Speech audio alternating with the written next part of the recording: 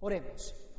Señor, en esta mañana hemos tenido un muy buen tiempo enriquecedor de conocimiento de quién eres tú y de una de las facetas más especiales quizás o mayormente apreciadas por nosotros, los que hemos sido llamados, escogidos y seleccionados, y quizás de las más menospreciadas por aquellos que no han alcanzado ese grado de gracia en ti, Señor. Pero nosotros amamos tu ley y queremos cada día aprender más de ti, Señor. Gracias por esa entrega oportuna que nos hiciste durante el tiempo del estudio bíblico. Gracias también, Señor, porque estuviste presente en el tiempo de la oración, en el tiempo de la alabanza, escuchando cómo nuestro corazón se desbordaba delante de ti, oh Rey eterno, soberano y digno de toda alabanza. Ahora vamos a iniciar, Señor, en este último tiempo del programa, una exhortación que tú nos vas a hacer acerca de tu palabra. Y queremos pedirte que tu Espíritu Santo nos dirija a toda verdad. Queremos pedirte que nuestra mente y nuestro entendimiento estén claros y abiertos de acuerdo a la bondad de tu Espíritu Santo. Y que recibamos lo que tú escribiste, que recibamos lo que tú intencionaste. No mis pensamientos ni pensamientos de otros hombres, Señor, que muy atinados pueden ser, pero jamás será la riqueza de lo que tú realmente quisiste decir, y que eso quede impregnado en nuestras mentes y en nuestros corazones. Es nuestro ruego, en el nombre de Cristo Jesús. Amén y amén. Quiero recordarle que para este tiempo, que es el último tiempo del programa, vamos a utilizar todas nuestras capacidades en comprender lo que aquí dice. De tal manera que por favor no se desvíe a utilizar sus capacidades, su pensamiento, ni sus intenciones a otra cosa que no sea lo que está acá anotado. Y voy a llevarle al libro de Romanos. El libro de Romanos, que es el que nos ha estado entretejiendo una riqueza preciosa de doctrina y de entendimiento acerca de nuestro Dios, de su plan de salvación, del Evangelio, y particularmente ahora concentrados en una palabra muy pequeña quizás en entendimiento, pero muy grande en significado, lo que es la justicia de Dios. El proceso en que Dios hace justos a todos los seres humanos que se acercan por fe en Jesucristo a Él. Y en el capítulo 4 es donde comenzamos nuestro estudio, nuestra profundización en esta mañana. Este capítulo 4 está inserto dentro de la explicación que Dios nos quiere dar a través de Pablo de lo que es el elemento del hacer obras para intentar ser justo delante de Dios, y lo que realmente es la justicia de Dios por fe. Un contraste que Pablo nos explicó en la última porción del capítulo 3, y ahora nos va a dar un hermoso ejemplo en el capítulo 4. Y vamos a leer los primeros 8 versos. Dice: ¿qué pues diremos que halló Abraham, nuestro padre, según la carne?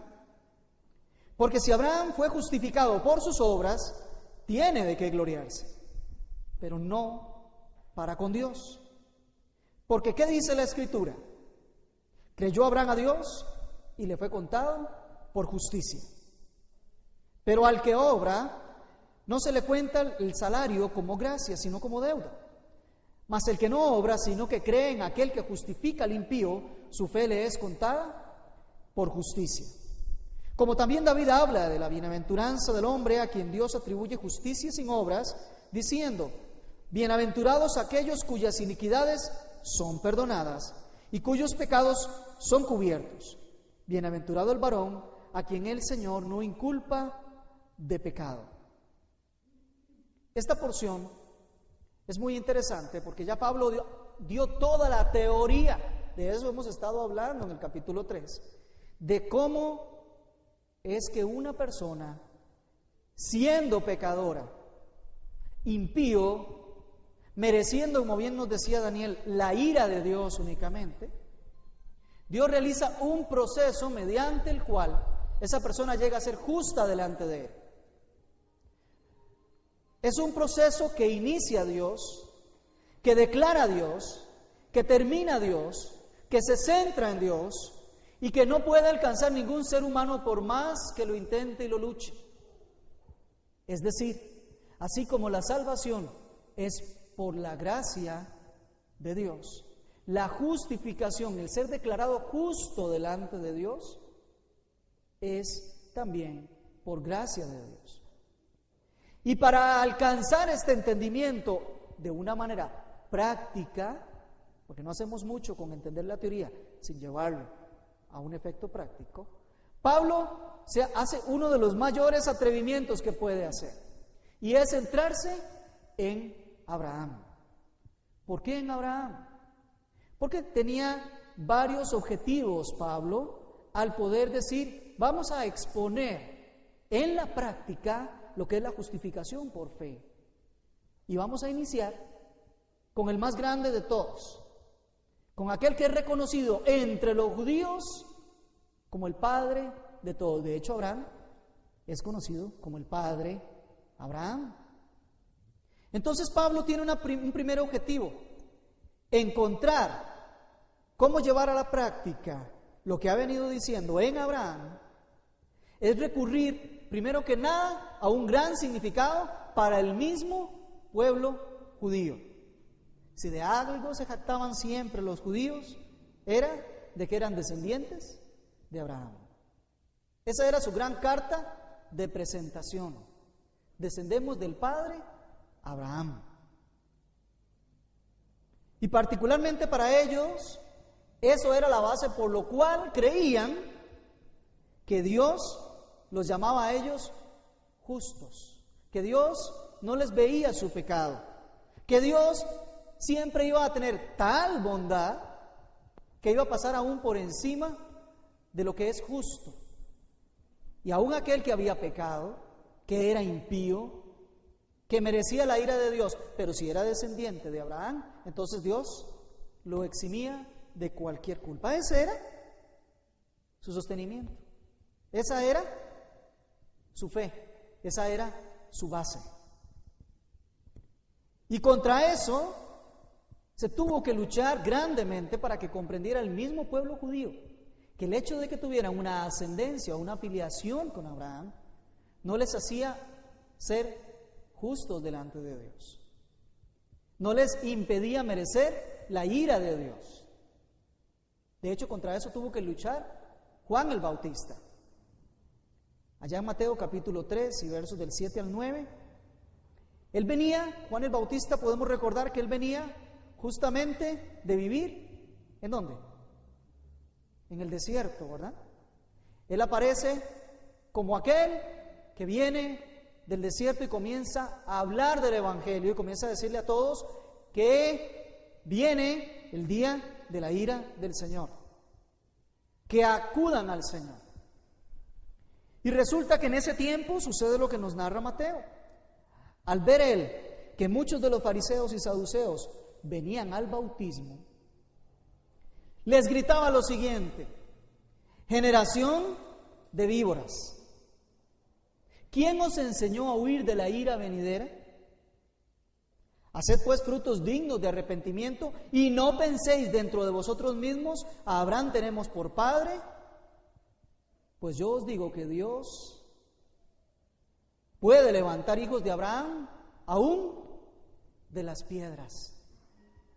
Les remueve Juan el Bautista ese sostenimiento que tenían los judíos de creer que iban a ser liberados de la ira de Dios y que iban a ser declarados justos solamente por tener a Abraham como padre. Y es interesante, Juan había vivido en el desierto, y en el desierto suceden cosas y fenómenos que nosotros no conocemos porque no tenemos un desierto acá, ¿verdad? Como por ejemplo, en el desierto es muy fácil que unas ramas secas, unos troncos secos, un árbol seco, de pronto se encienda, levante fuego, se queme, porque el calor es tan fuerte que ya están hechos carbón y solo necesitan una dosis mayor de calor para encenderse automáticamente. Y justamente las víboras les gusta mantenerse cerca de esas brisas. Pero cuando se enciende en fuego, inmediatamente las víboras, ¿qué hacen? Salen corriendo. Y Juan no puede hacer otra cosa más que cuando ve a los fariseos y los saduceos que se acercaban a querer bautizarse para así salvarse del fuego de la ira de Dios, él les dice: generación de víboras. Y se los dice porque ya él sabía que así hacían las víboras. ¿Quién os enseñó a huir de la ira que ya viene de camino? ¿Quién les enseñó a salir corriendo? ¿Quién les enseñó a buscar por sus propios medios qué hacer para liberarse de la ira de Dios? El mismo Jesús también tuvo, ¿no es cierto?, que luchar contra eso. Ahora, para los que no son judíos, que Pablo asuma el papel de lo que va a explicar con el ejemplo de Abraham, también tiene un gran significado para nosotros, una gran significación. Para nosotros, los que no somos judíos y que nos denominamos dentro de un gran grupo que se llama gentiles, ustedes y yo, hemos de reconocer a Abraham como aquel gran ejemplo de fe, ¿no es cierto? Incluso en Gálatas, capítulo 3, versos del 6 al 8, dice así: Abraham creyó a Dios y le fue contado por justicia. Sabed, por tanto, que los que son de fe, estos son hijos de Abraham. Y la Escritura, previendo que Dios había de justificar por fe a los gentiles, dio de antemano la buena nueva a Abraham, diciendo: en ti serán benditas todas las familias de la tierra.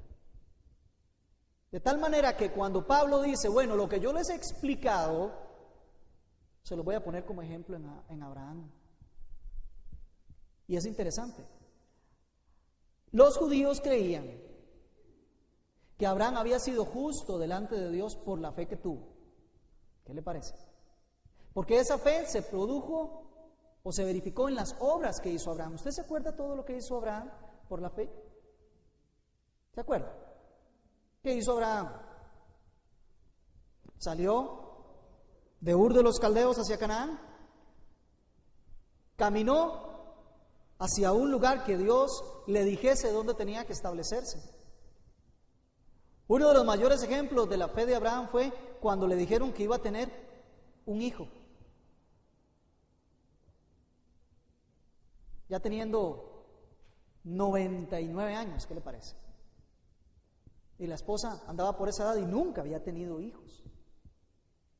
Y a él le dicen que va a tener un hijo. Y él se mantiene. Otro de los eventos de fe de Abraham fue cuando Dios le dijo: ese único hijo que usted tiene, yo quiero que me lo entregue en sacrificio. Y él dice: Señor, está bien, lo entrego en sacrificio. Fue un hombre que sus actos reflejaban que tenía fe en el Señor. Y el judío creía que Dios le debía muchos favores a Abraham. Eso era lo que creían los judíos. Porque Abraham cumplió todo lo que el Señor le decía. Él tenía tan buenas obras delante de Dios que era una persona excelente. A tal grado de que Dios debía de llamarlo justo, porque Abraham siempre se portó muy correctamente.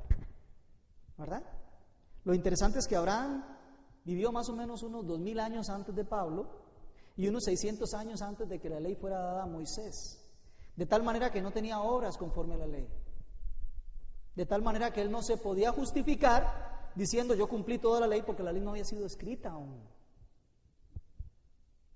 Por eso es que Pablo es muy sabio para regresar hasta Abraham. Y leamos el verso primero, dice: ¿qué pues diremos que halló Abraham, nuestro padre, según la carne? ¿Qué está diciendo Pablo? Vamos a ver, dice. Según la humanidad, según la carne, según su propio punto de vista, Abraham, ¿qué halló?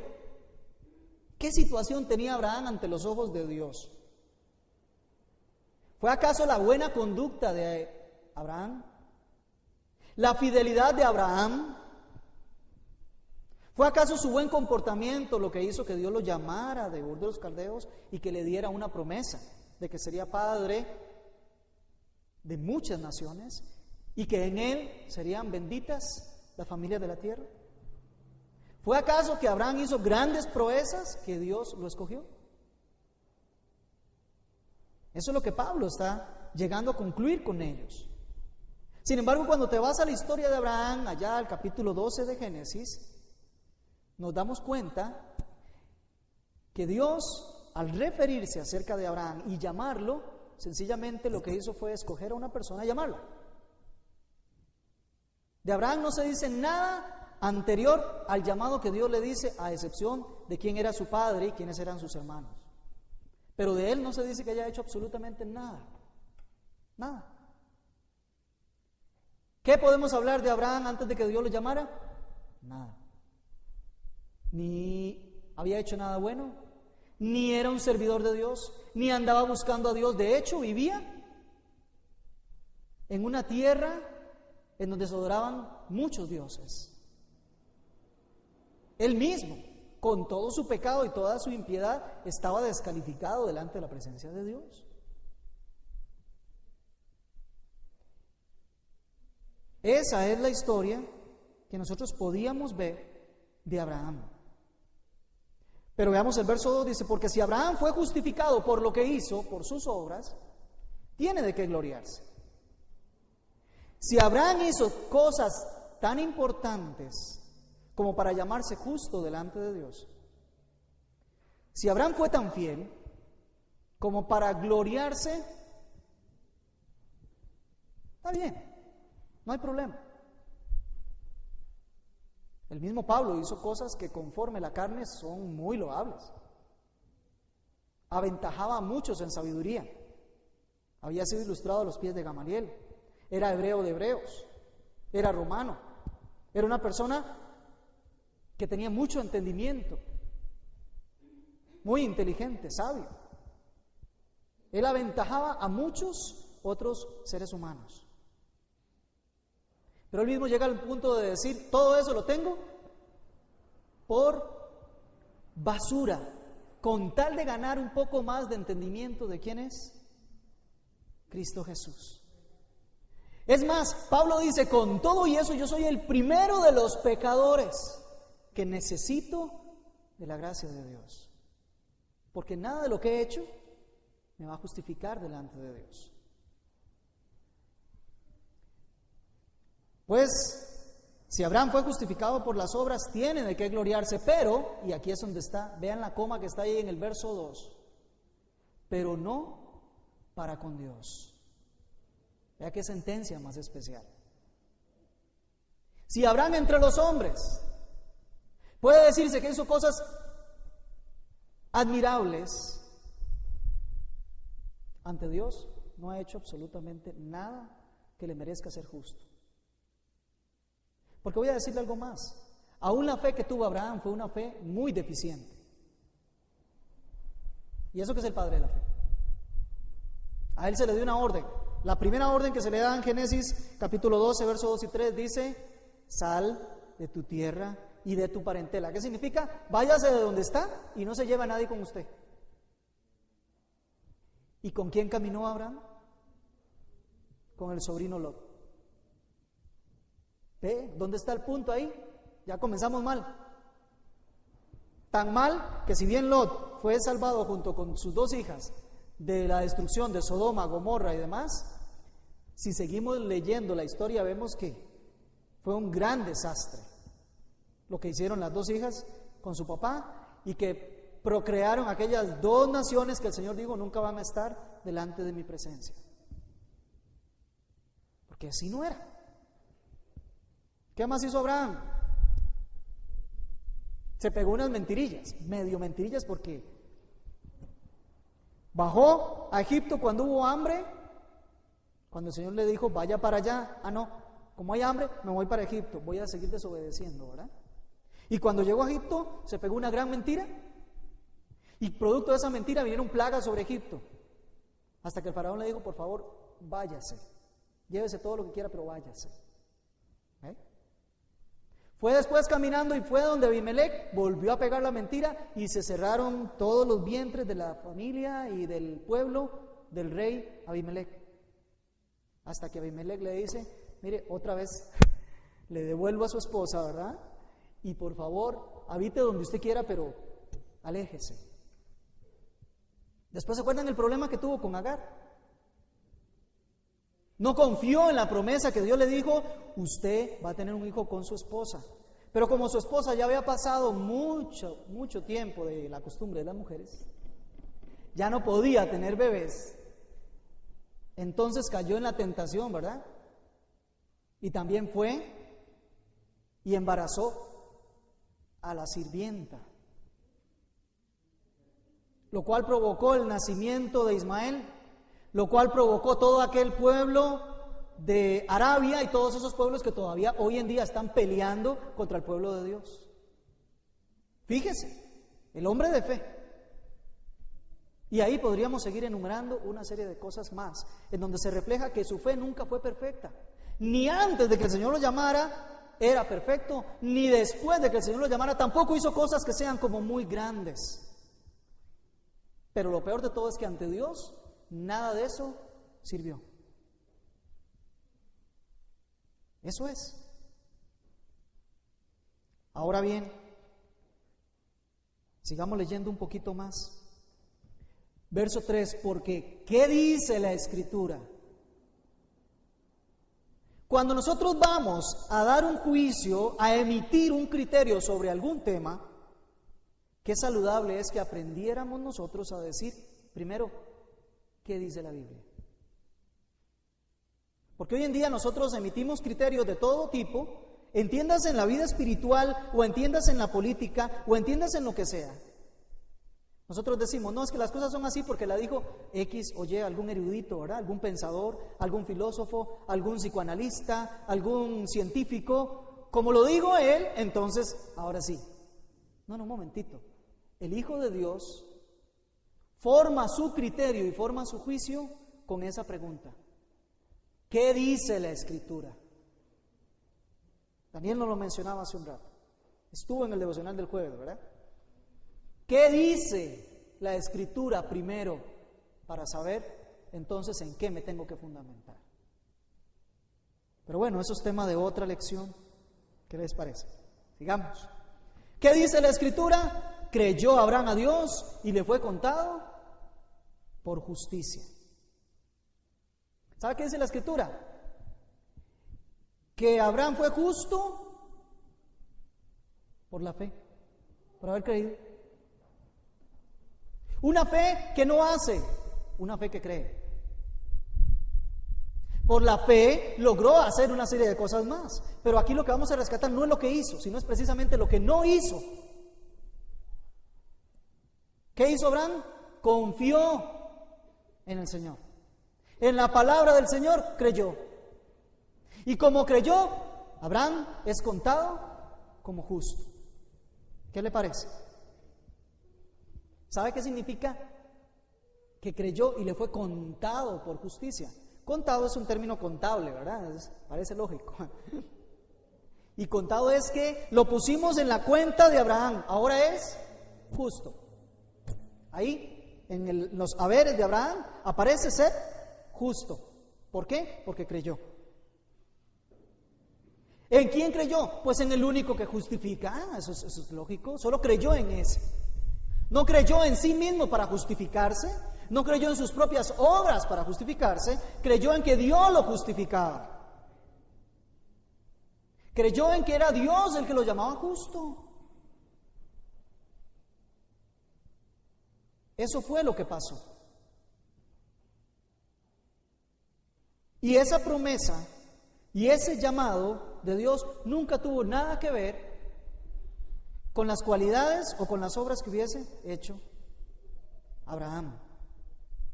Y la promesa que le dio de que en ti serán benditas las familias de la tierra, porque serás padre de muchas naciones. Fue una promesa que Dios se la dio en forma incondicional. ¿Qué significa? Que en la Biblia, aprenda, por si no lo sabía, en la Biblia hay promesas que son de dos tipos. Unas que son incondicionales y otras que son condicionales. Es decir, hay promesas que Dios da y no pide que se cumpla absolutamente nada. Él las da por su gracia. Pero hay otra serie de promesas en que Dios pide algo a cambio. Váyase a leer Deuteronomio, cuáles son las bendiciones que conlleva la obediencia. Capítulo 8 y capítulo 28. Si obedeces, te traigo esto. Así que mucho cuidado, amados hermanos. Cuando usted toma una promesa de Dios y dice, yo me apropio o me apropio, no sé cómo se dice, de esa promesa porque es para mí, vea un momentito si no tiene primero una condición.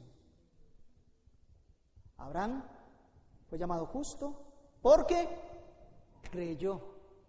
¿Se da cuenta? Porque tuvo fe en el que justifica. Esa no es una promesa incondicional. Esa es una promesa con condición. Serás justo si crees. Muy bien. Y no fue la gran fe que tuvo Abraham lo que lo justificó, sino que Dios en su gracia le dio la justificación a Abraham por haber creído. No es que Dios le debía a Abraham llamarlo justo porque creyó, no, es porque al ver que creyó, el Señor le llama justo. Entonces, recapitulemos. Verso 4. Viene la aplicación práctica. El que obra, no se le cuenta el salario como gracia, sino como deuda. El que no obra, sino que cree en aquel que justifica al impío, su fe le es contada por justicia. Aquí hay una contraposición de dos cosas importantes. Por un lado las obras, por otro lado la fe. Fe, creer, es utilizado en este texto como sinónimo. Muy bien, las obras, la fe. El contraste no es entre el que hace obras y el que no hace obras, no, ese no es el contraste. El contraste es entre el que hace obras y el que no hace obras pero cree. Voy otra vez. El contraste no es entre el que hace obras y el que no hace obras, porque el que no hace obras pero no cree, está fuera también. Los dos son impíos. El que confía en sus obras, como el que sencillamente no confía y tampoco hace nada. El contraste está entre el que confía en sus obras y aquel que no hace obras, sino que cree en el que justifica. Que por cierto creer, que por cierto tener fe, no es un concepto abstracto. Pero eso es tema de otra predicación. ¿Qué le parece? Ahora vea qué interesante. Después vamos a hablar, próximo domingo, acerca del tema de la circuncisión. ¿Por qué? Porque el judío creía que si era circuncidado y descendía de Abraham, entonces ya estaba listo. Ya tenía la corona lista, el lugar allá, en la mesa del reino de los cielos, ya había un lugar con su nombre. Era cumplir un rito de la ley. Pero resulta que si Dios pidiera algo a cambio para llamar justo a alguien, entonces ya no es su gracia, ya no es un regalo de Dios. ¿Me doy a entender? Si hay que hacer lo mínimo, ya sea para ser salvo o para ser justo, que es un proceso junto, en conjunto, si hay que hacer lo mínimo para llegar a obtener eso, entonces eso ya es una paga, es un salario por haber hecho lo que se le pidió. Por eso es que Pablo dice, un momentito, esto es un don, es una gracia de Dios. Es que usted es justo delante de Él porque Él se lo da, no porque se lo haya ganado. Y por eso lo aclara muy bien. La fe es contada por justicia, termina el verso 5, más el que no obra, sino que cree en aquel que justifica, su fe le es contada por justicia. Y voy a aclarar este concepto. No significa que Dios compensa con justicia al que tiene fe. No. Porque volvemos a lo mismo. Es una paga por un salario. No, no funciona de esa manera. No es eso. sino que el que cree ya ha sido justificado. Dios lo que hace es una sustitución. ¿Qué pasa con ese impío? Pues lo pone en la cruz de Cristo y le abona toda la santidad de Cristo a esa persona. ¿Se da cuenta? Lo que hace la persona es creer en eso. No es que Dios le paga, es que la persona cree que eso ocurrió. Que por cierto, la fe viene por el oír. Y el oír la palabra de Dios, por eso es que debemos de repetir y repetir y repetir y repetir y repetir y repetir y repetir y repetir y repetir la palabra de Dios. Porque así viene la fe. De otra manera, no vendrá. Literalmente.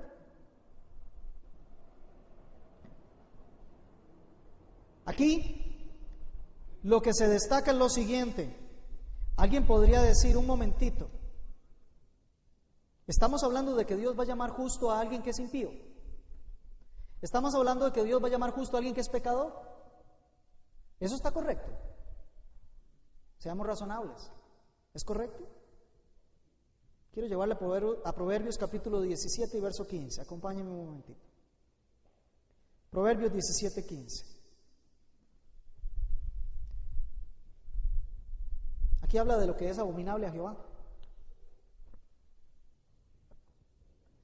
Lo que Jehová, literalmente, y disculpando la palabra, vomita, eso es abominable, algo que produce náuseas. Y dice, el que justifica al impío y el que condena al justo, ambos son igualmente abominación a Jehová. ¿Qué le parece? Jehová dice, el que dice que es justo a un impío, o el que condena al que es justo, las dos cosas son abominación para Jehová. Pero aquí tenemos un Jehová que declara justo al que es impío. O sea, él mismo se está convirtiendo en aquello, podríamos interpretar, lo cual no es correcto, ya paso a explicar. Podríamos interpretar que el Señor está cayendo en aquello que él mismo abomina. Pero vamos a aclarar el concepto. Vamos a aclarar un poco.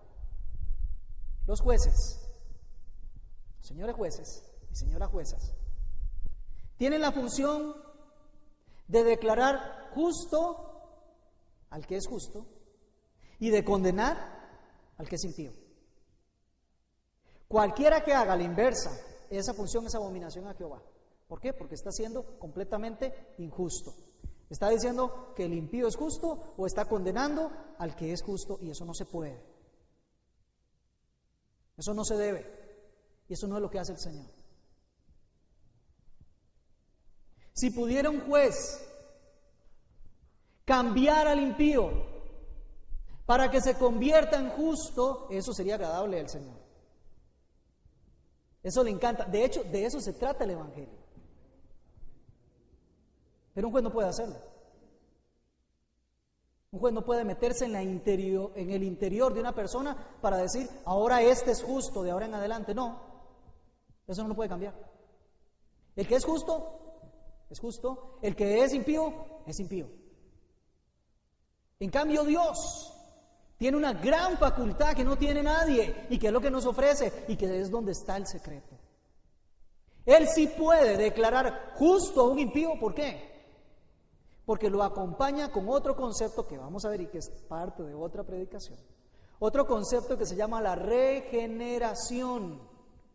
El Señor no solamente declara a una persona exteriormente, por fuera de él, no solamente hace una declaración judicial de que es justo, sino que por dentro también lo cambia.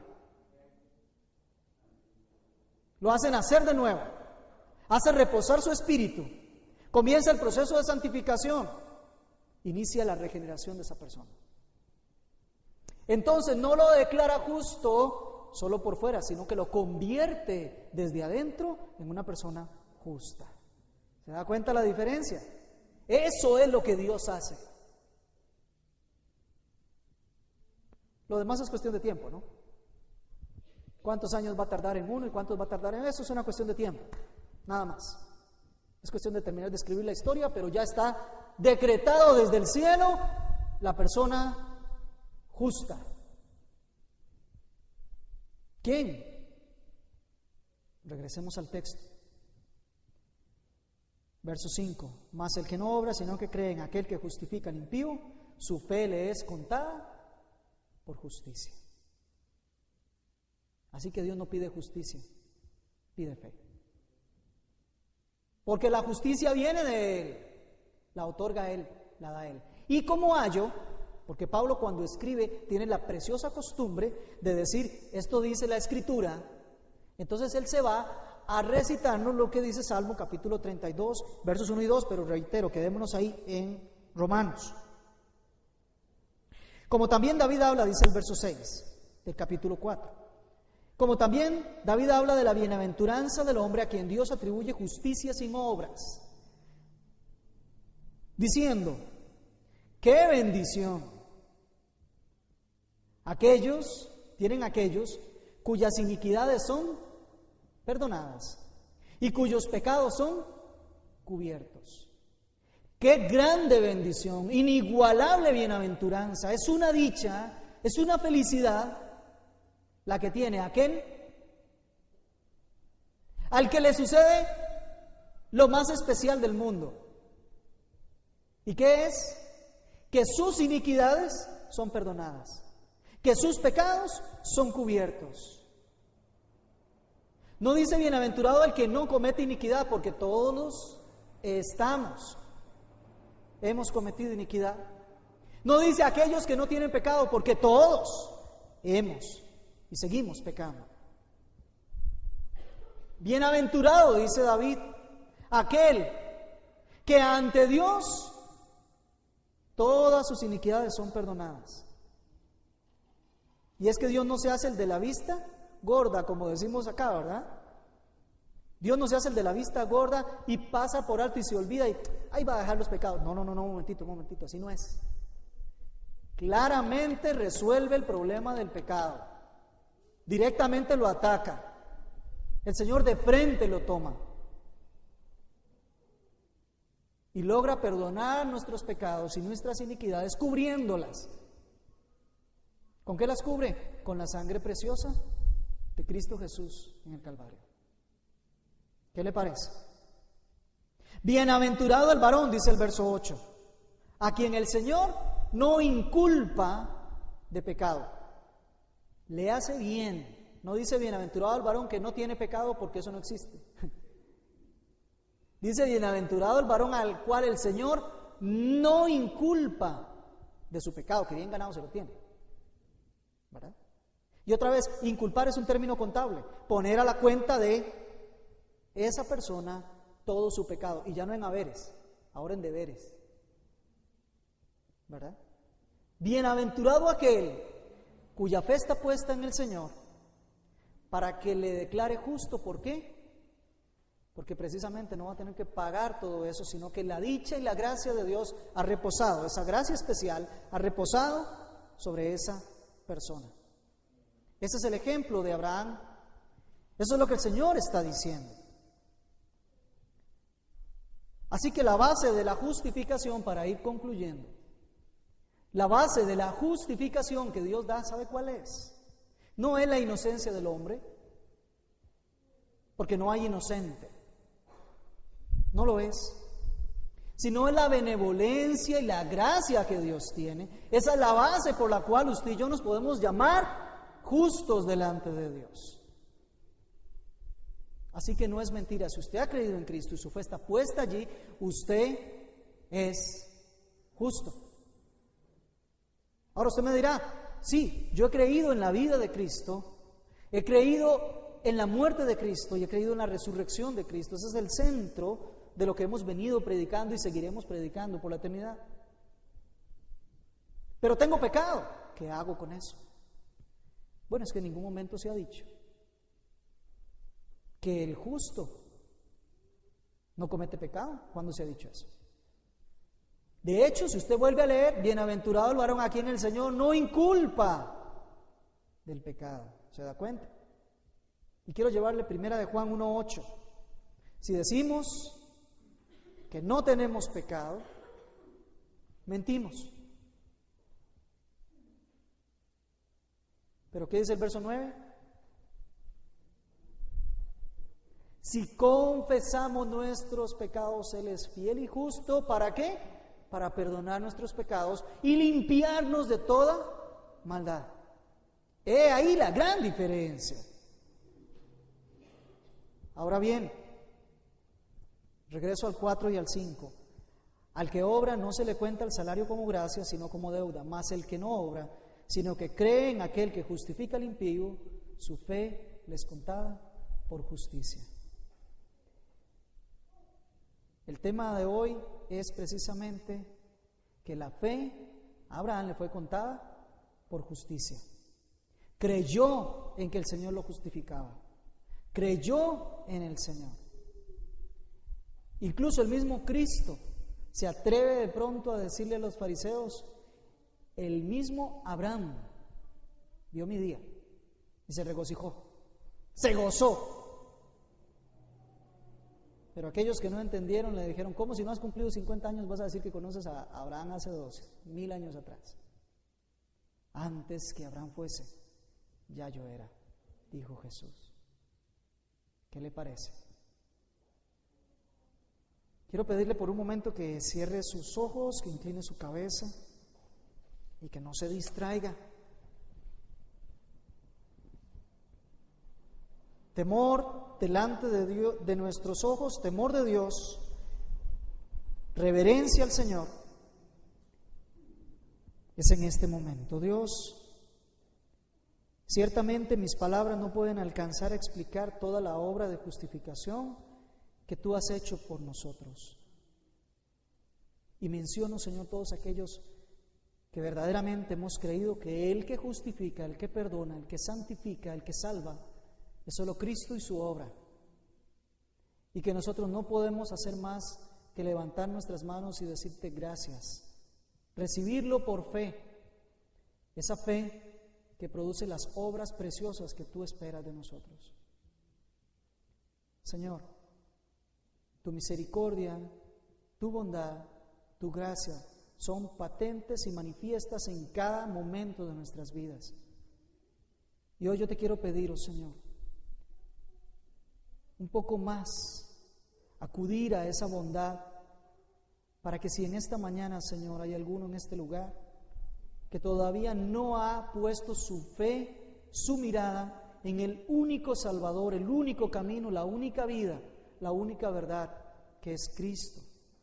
Señor, tú le abras el entendimiento a través de tu Espíritu Santo y hagas esa obra de justificación en la vida de esa persona. Porque no pides nada a cambio, más que la fe para ser contada como justicia, Señor. Trae esa bienaventuranza al varón o la mujer que en esta mañana ha escuchado tu palabra, no mi voz, sino que ha escuchado tu palabra, Señor, para que se levante y te dé gloria, se arrepienta de su pecado, Señor, y comience a vivir una vida realmente consagrada a ti, Señor. Te quiero pedir que aquellos que estamos acá y que ya hemos procedido al arrepentimiento, nunca olvidemos que la base sigue siendo la misma y que cualquier obra que hayamos podido hacer es solo tu gracia, pero nada en nosotros ha colaborado ni colaborará, Señor, para ser llamados justos delante de ti. Que sepamos ser humildes y cuando sea necesario ser humillados delante de ti, para que sigamos alcanzando la salvación, la justificación, avanzando en la regeneración y en la santificación que tú tienes para nosotros. Muchas gracias en el nombre de Jesús. Amén.